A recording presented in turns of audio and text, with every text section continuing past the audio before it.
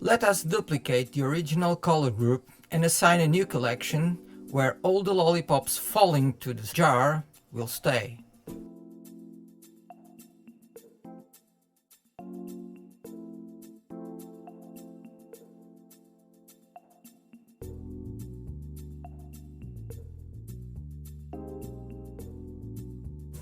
Also create a new collection for all passive objects.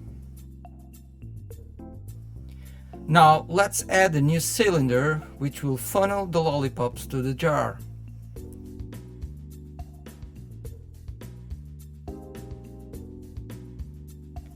Make room by moving aside the lollipops. Scale it a bit smaller than the jar and in edit mode delete the top and bottom faces. Select the upper loop vertices and scale them up.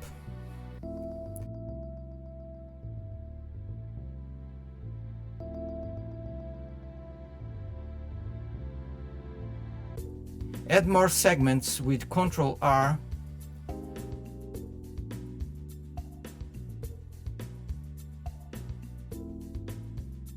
Move to the passive collection. Now add a plane to make the ground.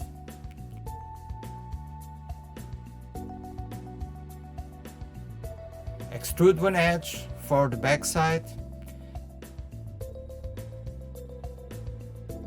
and a bevel modifier and subdivision.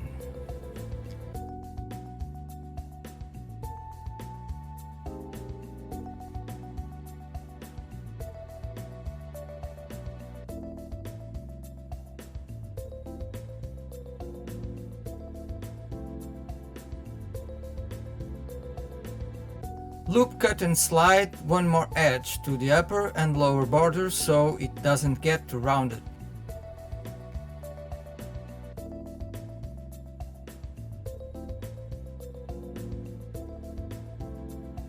Increase the number of levels. This is optional if you want some lollipops to rest upon the ground mesh and not falling through. Move the plane to the passive group tool.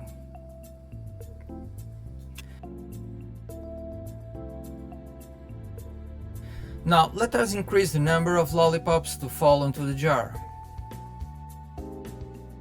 Position them and choose Transform Random from the Object menu.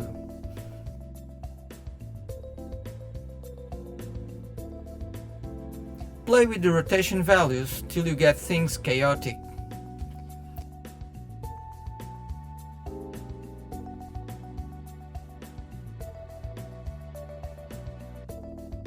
No parts should touch each other. Duplicate and rotate so it looks messy from the top view.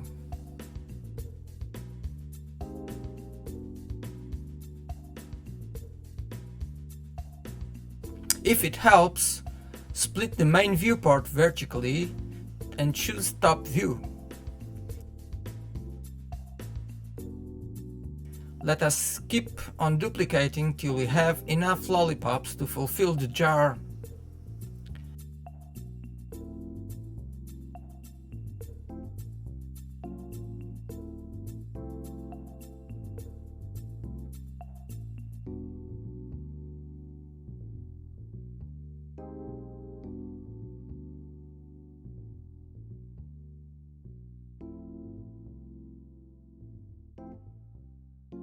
Now unhide the jar and the base.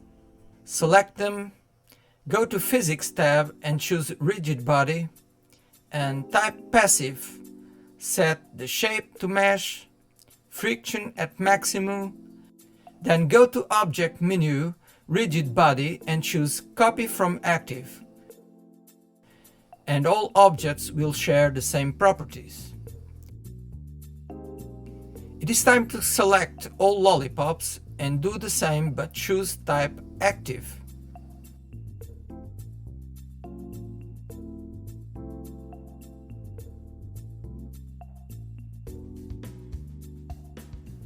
Copy to Active too.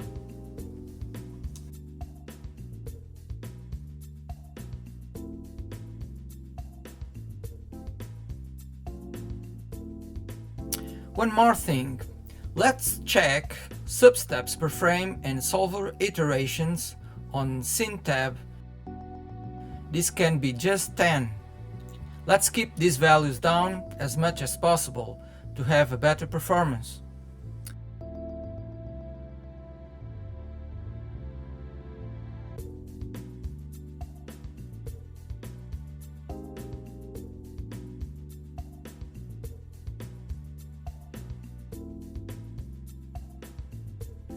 Well, let's correct some minor issues.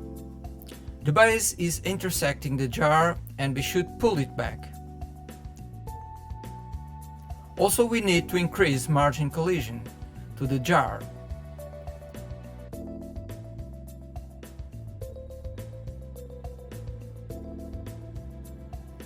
We need more lollipops.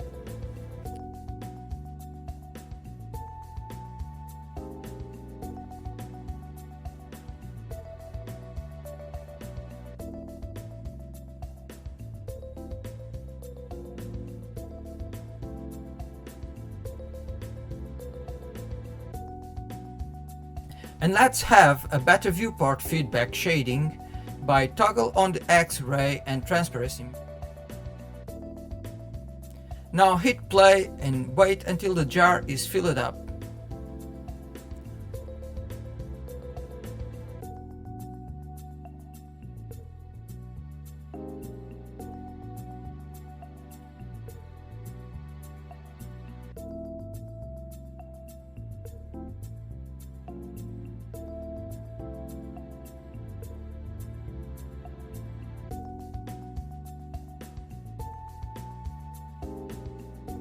It's time to select all lollipops and apply transformation on rigid body menu, so we can freeze in time and jump to the first animation frame with the result unchanged. We can clean up the scene if we want to.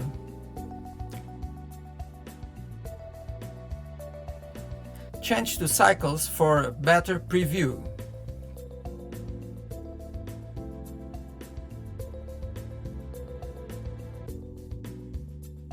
Now let's waste some time tweaking some values to get a good studio global illumination.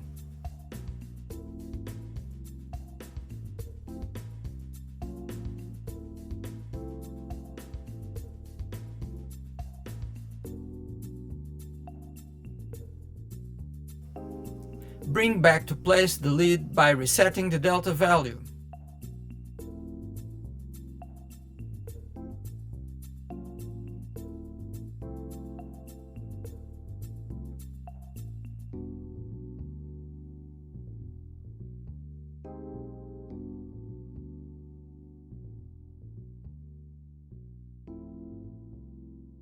Try our previous World Global Light node setup.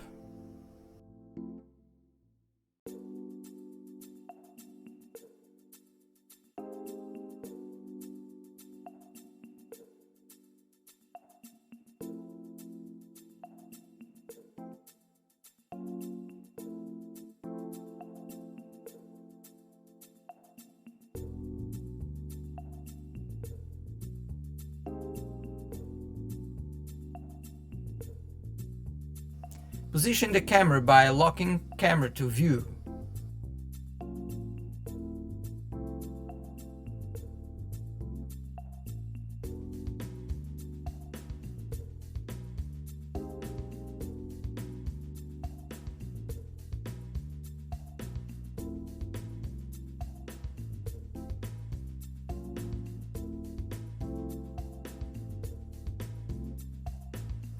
And render the final image.